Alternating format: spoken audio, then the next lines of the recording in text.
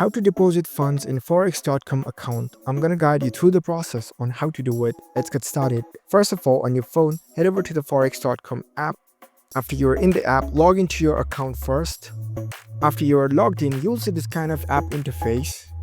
Now, in order to deposit funds in your account, you'll need to go to your account section.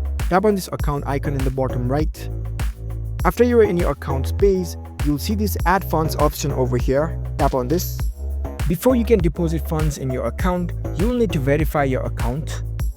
Only after your account being completely verified, you will be able to deposit funds.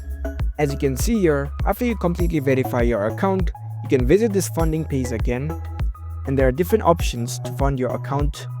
The first method is bank transfer, the second method is wire transfer, and the third method is debit card.